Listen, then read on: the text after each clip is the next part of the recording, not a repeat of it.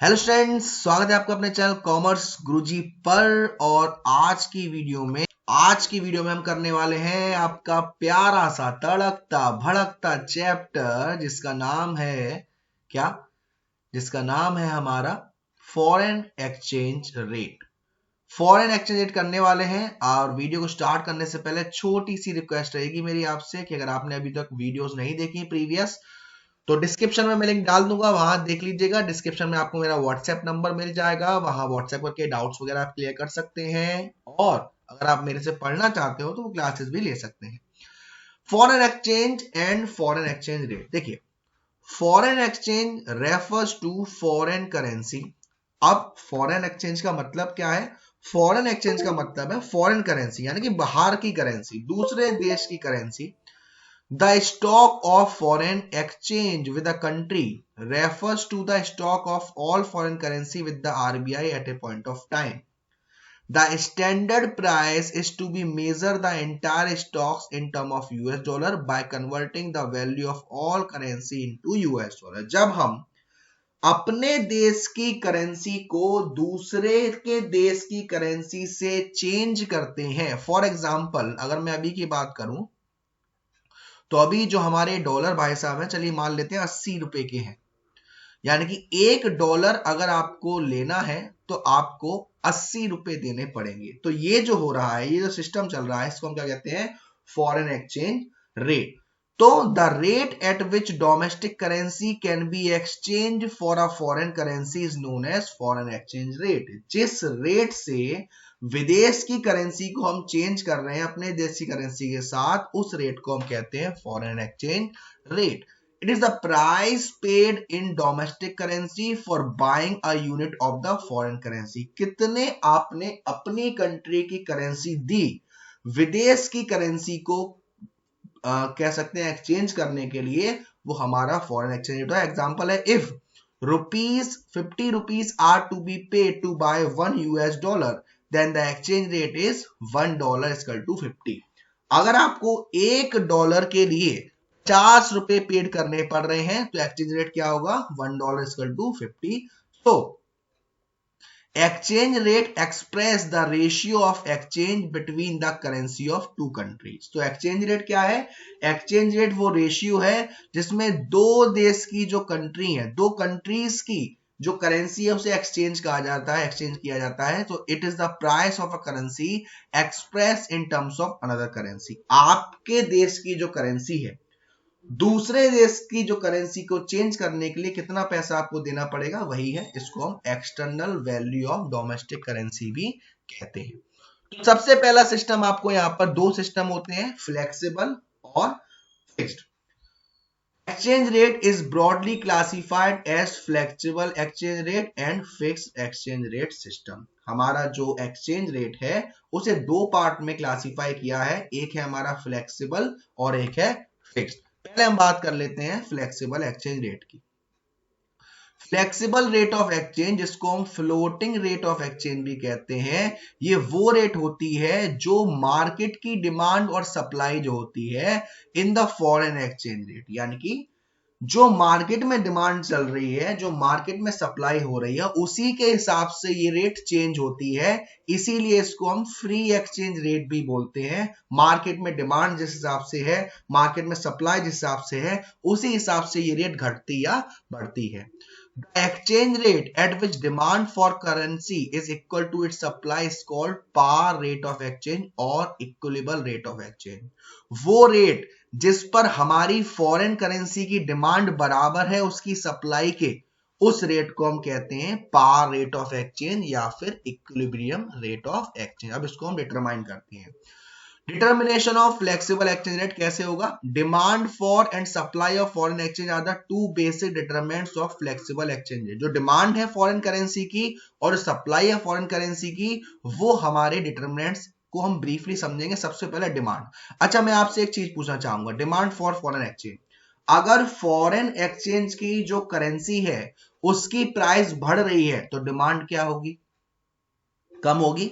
Law of demand में पढ़ा था। और अगर प्राइस कम हो रही है तो डिमांड बढ़ेगी। तो वही कह रहा है कि sir other things remaining constant, जो अदर थिंग्स हैं, जो डिटरमिनेंट्स हैं, जो फैक्टर्स हैं, उन्हें कांस्टेंट रहना है। Demand for foreign exchange is inversely related to the price of foreign exchange. जो फॉरेन एक्सचेंज की डिमांड है वो इनवर्सली रिलेट करती है हमारी फॉरेन एक्सचेंज की प्राइस से। कैसे sir? Higher the rate of foreign exchange lower the demand for foreign exchange. अगर आप विदेश की जो करेंसी है उसकी कीमत बढ़ रही है तो उसकी डिमांड क्या होगी? कम होगी। और कीमत कम हो रही है तो डिमांड ज्यादा होगी। डायग्रामेटिकली अगर आपको देखें तो ये देखिए आपका ये जो डायग्राम बना हुआ है, ये जो कर्व जा रहा है ये डाउनवर्ड स्लोपिंग है। डाउनवर्ड स्लोपिंग क्यों है सर? मान लीजिए पहली जो करेंसी की प्राइस थी $1.50 में मिल रहा था, तो हम सप्लाई यानी कि कितनी हो रही थी, डिमांड कितनी हो रही थी, 200 हो रही थी। अब करेंसी की प्राइस बढ़ गई 70, तो डिमांड क्या हो गई 100। यानी कि ये डाउनवर्ड स्लोपिंग क्यों है सर? क्योंकि दोनों में से एक ना एक चीज तो घटेगी। वही आपसे कह रहा है कि figure shows that higher the exchange rate lower the demand for foreign exchange. मतलब कि एक्सचेंज रेट अगर ज्यादा होगा डिमांड कम होगी, कम होगा डिमांड ज्यादा होगी। Thus when exchange rate is 50 for $1, the demand for US dollar कितना था? $200 मिलियन। लेकिन जब एक्सचेंज रेट बढ़ गई तो डिमांड क्या हो गई? 100 मिलियन, यानी कम हो गई। तो ये तो बात हुई डिमांड की। लेकिन सप्लाई वाले केस में सर उल्टा होता था, प्राइस बढ़ेगी सप्लाई बढ़ेगी, प्राइस कम होगी सप्लाई कम होगी। Others thing remaining constant, supply of foreign exchange वो पॉजिटिवली रिलेट करता है। हायर रेट होगी तो हायर सप्लाई होगी और लोअर रेट होगी तो लोअर सप्लाई होगी। और इसका जो कर्व होगा वो क्या होगा? अपवर्ड स्लोप होगा, जो हमने लॉ ऑफ सप्लाई में पढ़ा था। इसका जो कर्व होगा वो क्या होगा?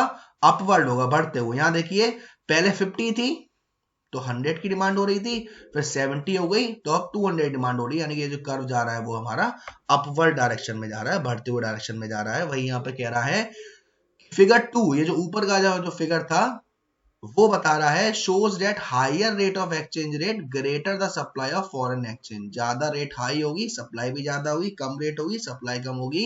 When exchange rate is 50 for $1 supply equal to $100 million. जब एक्सचेंज रेट 50 था $1 के लिए तो सप्लाई क्या थी? $100 मिलियन। अब जब एक्सचेंज बढ़ गया तो सप्लाई भी बढ़ गई। फिर आपको हेडिंग दे रखी है इक्विलिब्रियम रेट ऑफ एक्सचेंज या फिर पार रेट ऑफ एक्सचेंज। वो भी मैंने आपको बताया था, क्या था सर? कि इक्विलिब्रियम रेट ऑफ एक्सचेंज या पार रेट ऑफ एक्सचेंज का मतलब होता है जब सप्लाई ऑफ फॉरेन एक्सचेंज बराबर है डिमांड फॉर फॉरेन एक्सचेंज के। डायग्रामेटिकली समझते हैं। Diagrammatically equilibrium rate of exchange correspond to point where supply and demand curve in the foreign exchange market intersect.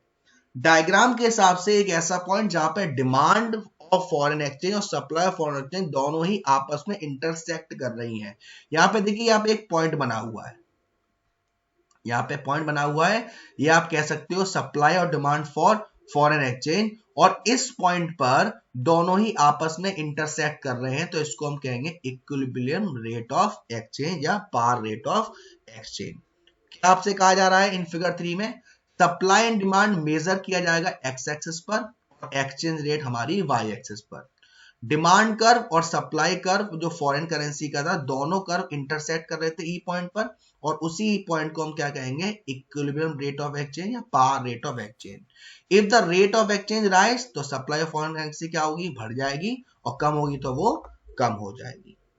तो इंपैक्ट क्या होगा? देखो यहां पर क्या होने वाला है, अभी आपने पढ़ा कि प्राइस बढ़ेगा तो डिमांड कम होगा, प्राइस कम होगा तो डिमांड ज्यादा होगा। अब इंक्रीज और डिक्रीज इन डिमांड सप्लाई, देखिए increase in demand for foreign currency occurs when more of it is demanded at its existing price। Foreign currency की डिमांड जब इंक्रीज होगी, उसे कब इंक्रीज माना जाएगा? जब एग्जिस्टिंग रेट पर, यानी कि प्राइस में कोई चेंज नहीं है। डॉलर पहले भी 70 का था, अब भी 70 का है, लेकिन उसकी जो डिमांड है वो क्या हो गई? बढ़ गई। इसको हम कहेंगे इंक्रीज इन डिमांड। ऐसे ही जब फॉरेन करेंसी की जो डिमांड है वो डिक्रीज हो गई, जब हमारी प्राइस क्या थी? सेम थी। सेम कंडीशन सप्लाई और मतलब कि इंक्रीज सप्लाई और डिक्रीज सप्लाई में भी होगा। जब एग्जिस्टिंग रेट पर सप्लाई को बढ़ा दिया गया है तो उसे इंक्रीज इन सप्लाई कहेंगे, और जब एग्जिस्टिंग रेट पर सप्लाई को घटा दिया गया है तो उसे डिक्रीज इन सप्लाई करेंगे। अब इसका इंपैक्ट क्या होगा, देखिए सबसे पहला situation first, impact of increase in demand for a foreign currency, depreciation of domestic currency। अब देखिए अगर एग्जिस्टिंग रेट पर डिमांड बढ़ रही है तो इससे क्या होगा, देखो यहां पर आपको ये दे रखा है एक्स एक्सिस जिस पे आपको डिमांड और सप्लाई बताया जा रहा है, ठीक है। अब माना जा रहा है कि हमारा ये जो आर है ये रेट ऑफ एक्सचेंज पहले ये था अब बढ़ गया, क्वांटिटी पहले ये थी अब बढ़ गई, ठीक। ये जो कर्व शो कर रहा है वो डिमांड शो कर रहा है और ये जो कर्व शो कर रहा है वो सप्लाई शो कर रहा है। एग्जिस्टिंग रेट पर रेट में कोई चेंज नहीं है और हमारी जो डिमांड है वो बढ़ गई, जिसकी वजह से हमारे देश की करेंसी क्या हो जाएगी, डेप्रिशिएट हो जाएगी। यहां पे देखिए क्या कहा जा रहा है, demand curve shift from D to D1, this causes a rise in the equilibrium exchange rate. जिस पॉइंट पर डिमांड और सप्लाई दोनों ही बराबर थी, अगर जो हमारा डिमांड है वो शिफ्ट होती है तो उसके बदले जो यूएस डॉलर है उसे पहले से और बढ़ना पड़ेगा, अदर थिंग्स रिमेन कांस्टेंट, जिससे कंडीशन अराइज हो जाएगी हमारी करेंसी डेप्रिशिएशन। सर ये क्या होता है, पहले डॉलर एक जो डॉलर था वो 70 रुपए का था और अब लोगों ने इसकी डिमांड ज्यादा करते गए जिसकी वजह से डॉलर क्या हो गया, बढ़ गया, डॉलर बढ़ गया। पहले आपको एक डॉलर के लिए 70 रुपए देने पड़ रहे थे, अब आपको एक डॉलर के लिए 80 रुपए देने पड़ रहे हैं। तो हमारे देश की करेंसी इंडिया की करेंसी क्या हो गई, डेप्रिशिएट हो गई। क्या कहा जा रहा है, currency depreciation refers to a situation when domestic currency depreciate in relation to a foreign currency so that you need more rupees to buy a dollar। जो मैंने अभी आपसे कहा था यूएस डॉलर जो था वो 70 हो गया 60 से, तो हमारा जो इंडियन रुपी है डोमेस्टिक करेंसी है वो क्या हो गया, डेप्रिशिएट हो गया। अगर एप्रिशिएट हो जाए तो, कम हो जाए तो, यहाँ पे सिचुएशन सेकंड है। यहाँ पर क्या होगा, इसमें हमारा जो देसी करेंसी है वो एप्रिशिएट हो जाएगी। कैसे सर, पहले एक डॉलर 70 रुपए का था, अब एक डॉलर 60 रुपए का हो गया, लेकिन ये किसकी वजह से होगा, डिक्रीज इन डिमांड की वजह से, डिमांड के कम होने की वजह से, डिमांड के बढ़ने की वजह से डेप्रिशिएशन, डिमांड के कम होने से एप्रिशिएशन। तो करेंसी एप्रिशिएशन क्या होता है sir, currency appreciation refers to a situation when domestic currency appreciate in relation to a foreign currency. जो हमारी डोमेस्टिक करेंसी है वो एप्रिशिएट हुई है, बढ़ी है फॉरेन करेंसी के हिसाब से, so that you need less rupees to buy a dollar. अब आपको डॉलर को बाय करने के लिए कम पैसे देने पड़ेंगे। अब सप्लाई के इंक्रीज होने का क्या इंपैक्ट पड़ेगा, एप्रिशिएशन होगी हमारी डोमेस्टिक करेंसी। अगर सप्लाई ऑफ फॉरेन करेंसी, देखो जब डिमांड इंक्रीज हो रही थी तो उससे डेप्रिशिएट हो रहा था, सप्लाई इंक्रीज होगी तो हमारा जो सप्लाई कर्व है वो राइटवर्ड शिफ्ट हो जाएगा, जिससे वजह से हमारा क्या होगा, एप्रिशिएशन। और सप्लाई अगर डिक्रीज होगी तो उससे डेप्रिशिएशन। तो आपको ये याद रखना है ना। देखिए यहाँ पर आपसे ब्रीफली समझाया गया है, exchange rate rises when demand for foreign currency rises. जब डिमांड फॉरेन करेंसी की बढ़ जाएगी तो हमारी जो एक्सचेंज रेट है वो भी बढ़ जाएगी, जिसकी वजह से क्या होगा, डेप्रिशिएशन। और सप्लाई ऑफ फॉरेन करेंसी क्या हो जाएगी, फॉल्स। भाई जब डिमांड फॉरेन करेंसी की बढ़ रही है तो सप्लाई कम होगी और सप्लाई बढ़ेगी तो डिमांड कम होगी। तो ये हमें ध्यान में रखना है, ये भी मैंने आपको समझाया था, एप्रिशिएशन क्या होता है और डेप्रिशिएशन क्या होता है। दूसरा है हमारा फिक्स्ड एक्सचेंज रेट। इसमें क्या होता है, फ्लेक्सिबल एक्सचेंज रेट में हमने पढ़ा कि जो भी हमारी मार्केट की रेट थी वो मार्केट की डिमांड और सप्लाई के द्वारा डिसाइड की जा रही थी। अब फिक्स्ड एक्सचेंज रेट में जो मार्केट की डिमांड और सप्लाई है उसका कोई रोल नहीं है, यहां पर गवर्नमेंट के द्वारा उस रेट को फिक्स कर दिया जाएगा। गवर्नमेंट अपने हिसाब से रेट सेट करेगी, मार्केट का इसमें कोई भी रोल नहीं रहता। क्या कहा जा रहा है, exchange rate is set to be fixed when it is set and maintained by the government at a particular level. जो एक्सचेंज रेट है उसे फिक्स जब कहा जाएगा या जब माना जाएगा जब उस रेट को गवर्नमेंट ने सेट कर दिया है, हायर हो या लोअर हो। Equilibrium exchange rate as determined by the market force और डिमांड सप्लाई। जो इक्विलिब्रियम एक्सचेंज रेट है वो मार्केट की फोर्सेस या डिमांड के हिसाब से होती है। जैसे मान लीजिए एक्सचेंज रेट है वो हायर है than the equilibrium exchange rate. Market में जो डॉलर है वो 50 का है, लेकिन गवर्नमेंट ने जो सेट कर रखा है वो क्या कर रखा है, 60 कर रखा है। इस कंडीशन में क्या होगा, इस कंडीशन में बताइए हमारे देश की करेंसी को क्या होगा। अब इससे अभी आपने देखा था कि डेप्रिसिएशन हो रहा था, यहां पर क्या दिख रहा है कि जो इक्विलिब्रियम एक्सचेंज रेट है यानी कि जो रेट एक्चुअल में होनी चाहिए वो 50 है, लेकिन गवर्नमेंट ने जो सेट कर रखी है वो कर रखी है 60। इसकी वजह से क्या हो जाएगा, हमारी जो डोमेस्टिक करेंसी है वो डिवैल्यूएट हो जाएगी। डिवैल्यूएशन का मतलब डिवैल्यूएशन ऑफ द करेंसी और डेप्रिसिएशन में क्या फर्क है। अभी आपने पढ़ा था depreciation of the domestic currency occurs when the value of the domestic currency reduce in the international money market because of the market forces of supply and demand, the government plays no role whatsoever। Depreciation का मतलब ये था कि जो हमारी domestic currency है, हमारे भारत की जो करेंसी है उसकी वैल्यू में रिडक्शन आ गया इंटरनेशनल मनी मार्केट में, और मार्केट की फोर्सेस जो सप्लाई है डिमांड है उसकी वजह से। गवर्नमेंट ने कुछ नहीं करा है इसमें, लेकिन डिवैल्यूएशन का मतलब है इसमें भी हमारी जो डोमेस्टिक करेंसी वो कम हो गई, लेकिन ये रिड्यूस हुआ है गवर्नमेंट की वजह से, क्योंकि गवर्नमेंट ने एक्सचेंज रेट को बढ़ा दिया।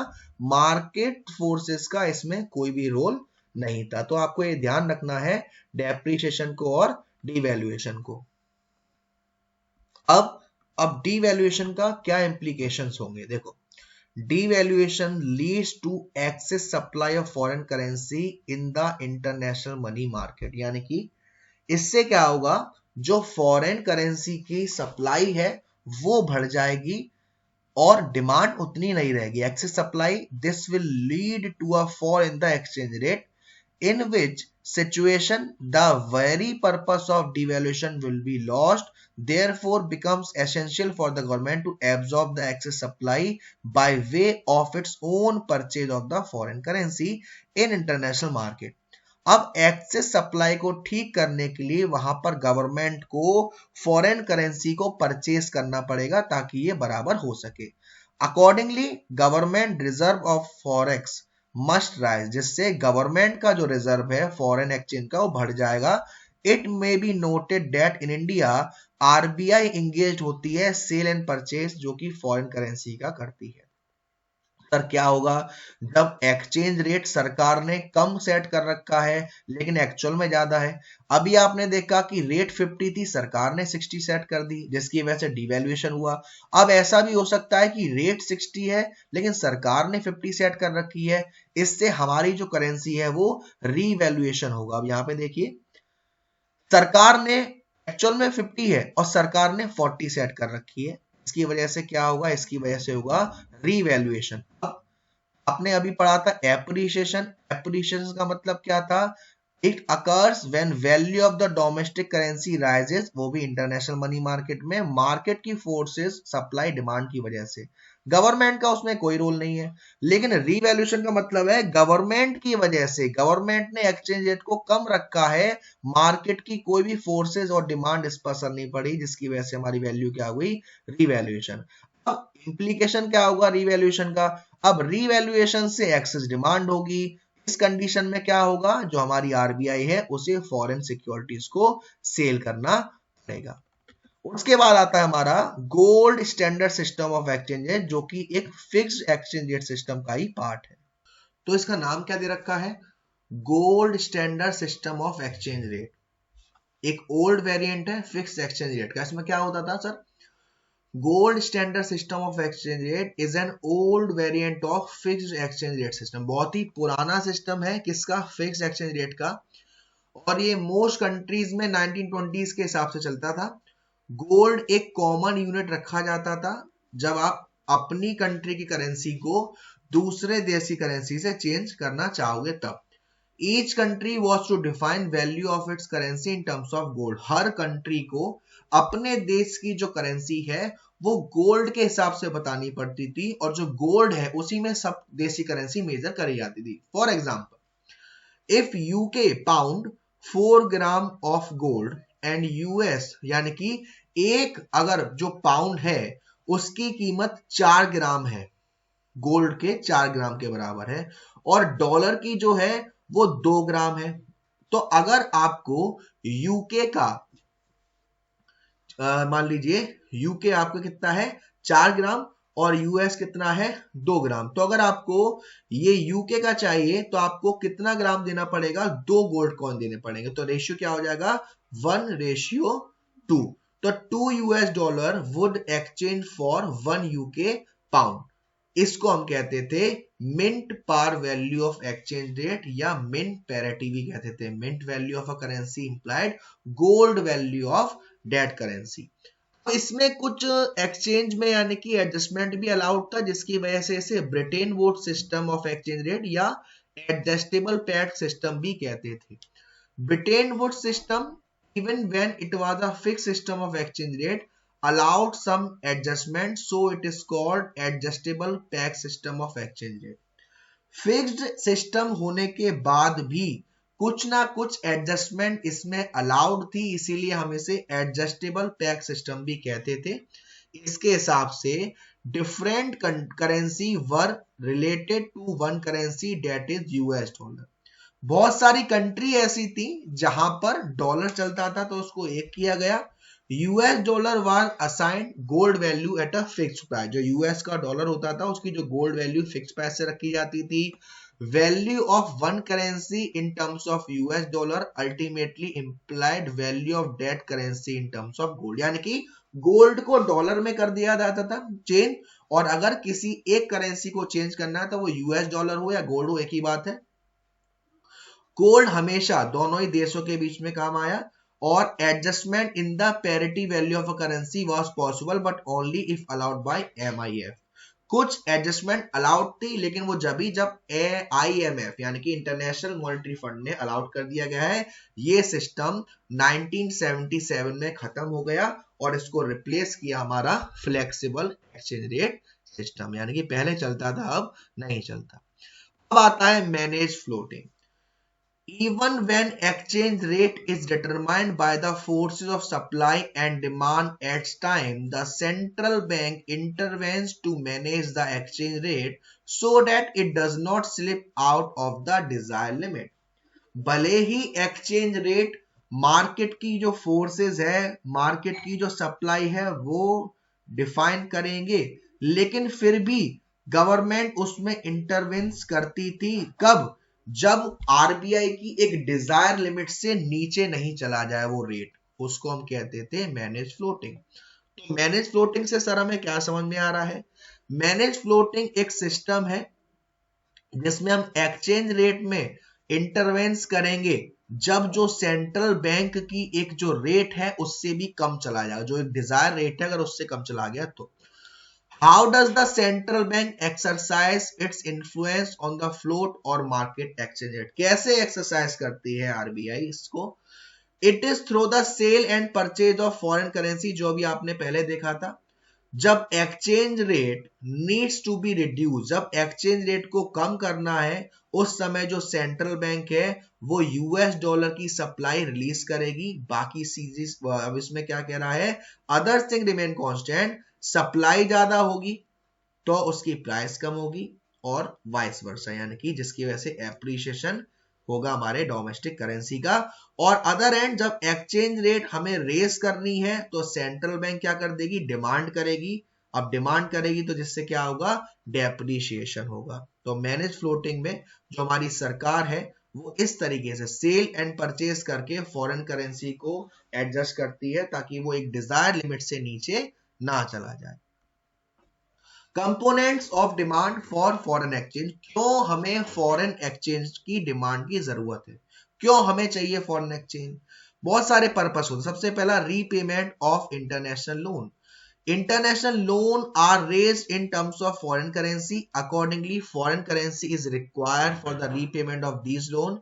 In less developed country like India, this is an important component of demand for foreign exchange. अगर आपने बाहर से लोन लिया है तो उसका पेमेंट भी आपको उनकी करेंसी के हिसाब से ही करना पड़ेगा, repayment of international loan.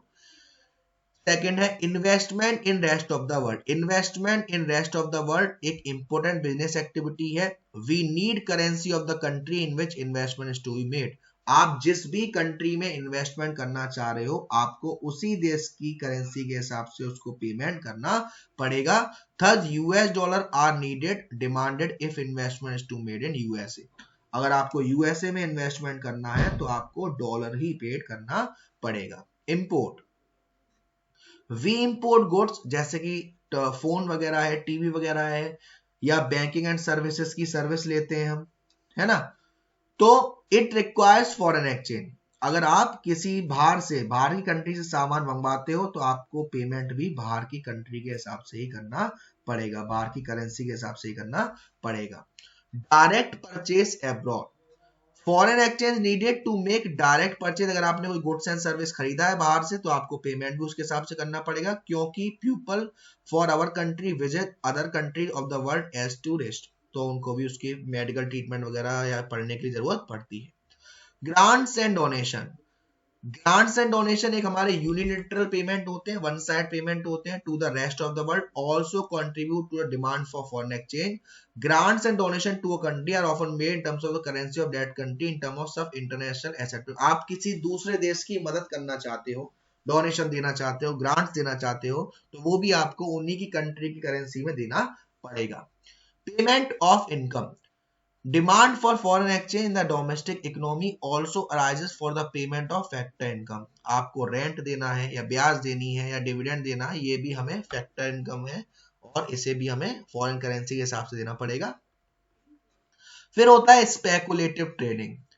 Foreign exchange is held demanded by the people for purpose of speculative trading. Often more foreign exchange held when the exchange rate is low. Speculative यानी कि आपको लगता है कि कल प्राइस बढ़ जाएगा तो आप अभी से लेके रख लोगे, जिसको हम स्पेकुलेटिव, एक सट्टेबाजी, एक जुआ कह सकते हैं एक तरीके से। Together these components of demand add up to the aggregate demand. जो हमारी फॉरेन एक्सचेंज है उसकी एडी में इनका भी काम है। अब सप्लाई ऑफ फॉरेन एक्सचेंज, कौन कौन सी सोर्सेज हैं जहां पे हमें सप्लाई की जरूरत पड़ेगी। सबसे पहला export of goods and services an important source of supply of foreign exchange from rest of the world.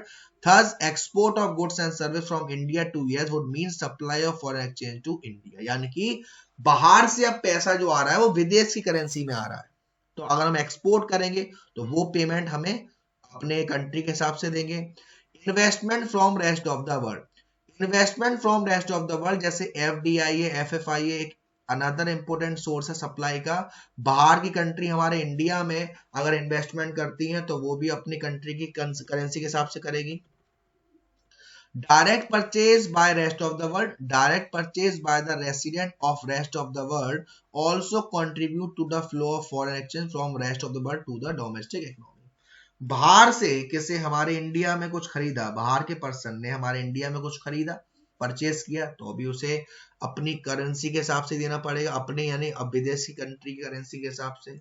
Loan from rest of the world, it refers to borrowing from rest of the world. A loan from UK would mean flow of UK from UK to India. It contribute supply of foreign exchange to India. आपने बाहर से loan लिया है, आपने बाहर से grants and donation आया है, अब यहाँ पे हमारे पास इनकम रिसीव हो रही है, पैसा आ रहा है हमारे पास से, या फिर रिमिटेंस आ रहा है। रिमिटेंस का मतलब जो भी जरूरी खर्चे वगैरह होते हैं वो सेंड किए जा रहे हैं बाहर के एनआरआई से इंडिया में, ये हमारी एग्रीगेट सप्लाई में योगदान देते हैं।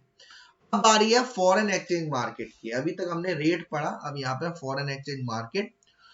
Foreign exchange market refers to the market for national currency of domestic countries in the world। हमारे करेंसी जो है, अलग अलग कंट्री की जो करेंसी है जिस जगह बदली जाती है उसको हम फॉरेन एक्सचेंज मार्केट कहते हैं। ये एक सेंटर ऑफ ट्रेड है, यहाँ पे अलग अलग कंट्री करेंसी को हम एक्सचेंज करते हैं। Buyers and sellers in foreign exchange market wish to buy और सेल फॉरेन एक्सचेंज।